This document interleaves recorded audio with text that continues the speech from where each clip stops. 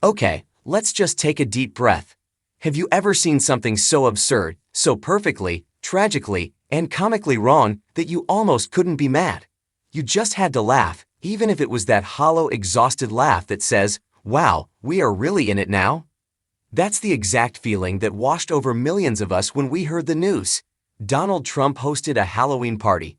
And the theme? The Great Gatsby. Hold on, let that sink in.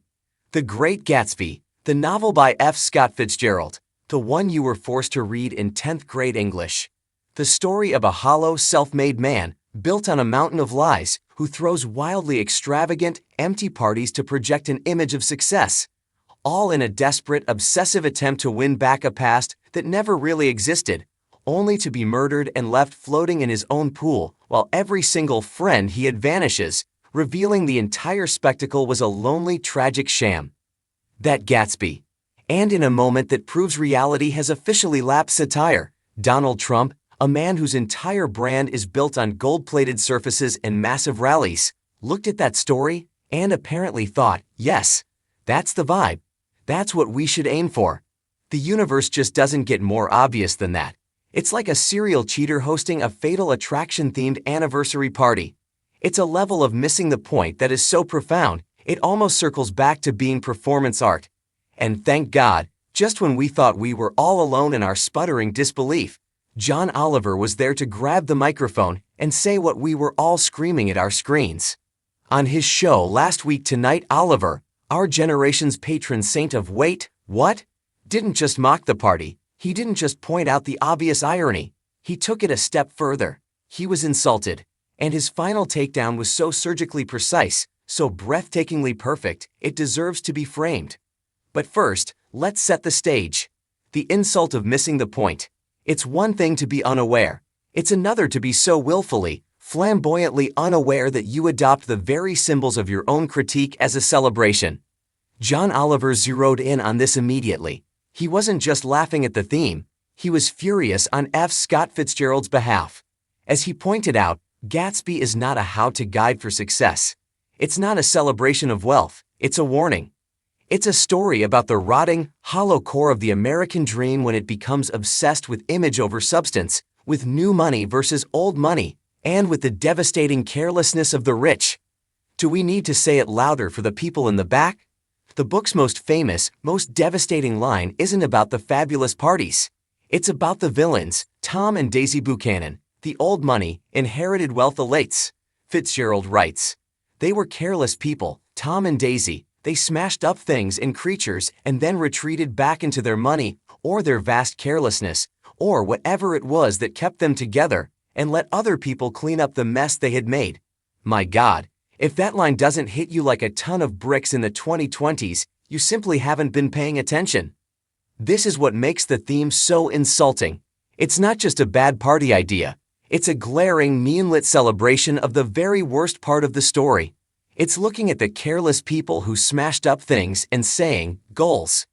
It's about hosting a glittering event in a golden palace while the world outside is, well, cleaning up the mess. The punchline that became a prophecy. John Oliver, as he so often does, let the tension build. He laid out the case, the absurdity, the irony, the spectacular lack of self-awareness. He allowed the audience to sit in that shared feeling of this can't be real. And then, he delivered the knockout. He looked straight into the camera, his face a perfect blend of exasperation and morbid glee, and dropped the pun that ended all puns. He wasn't just talking about the party in the book. He was talking about the party right now. A grand old party is capable of killing a whole lot of people. Boom, there it is. The air leaves the room. The laughter catches in your throat. It's brilliant. It's horrifying. And it's painfully, devastatingly true on every single level. Let's just unpack that. Level 1. The literary truth. In the book, Gatsby's literal grand old parties are the catalyst for everything that goes wrong. They are the backdrop for the affair, the tension, and the careless behavior that directly leads to the hit-and-run death of Myrtle Wilson, the murder of Jay Gatsby, and the suicide of George Wilson. A grand party literally killed a whole lot of people. Level 2. The political pun. This is the genius. A grand old party. The GOP. Oliver effortlessly pivots the metaphor from a 100-year-old novel straight into the heart of modern American politics. He takes the name of the Republican Party and hangs the entire weight of the Gatsby tragedy right on it. Level 3. The devastating accusation. This is where the joke stops being funny and becomes a scalpel. By tying the Gatsby theme to the grand old party, Oliver is making a profound and heartbreaking point.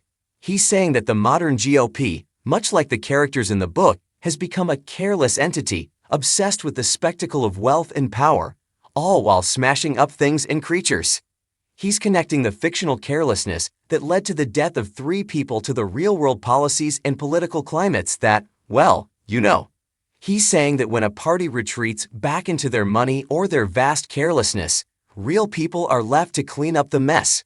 Or worse, they don't get to clean it up at all. It's a brutal, incisive, and utterly unforgettable critique. It's the kind of joke that isn't really a joke at all. It's a thesis statement. Why it matters, and why it hurts. In the end, this isn't just about a silly Halloween costume. It's not about decorations or flapper dresses. It's about the yawning, terrifying gap between the image of success and the reality of its consequences. Gatsby endures as a masterpiece because it's a story we keep reliving. We are still obsessed with the green light, still convinced that if we just get the house, the car, and the parties, we can recapture a golden imaginary past. And we are still, always, being ruled by careless people. John Oliver's job isn't just to make us laugh. His job is to hold up a mirror. And in this case, the mirror wasn't even his. It was F. Scott Fitzgerald's. All Oliver had to do was point at it. The fact that Trump and his circle chose this theme, willingly, is the punchline.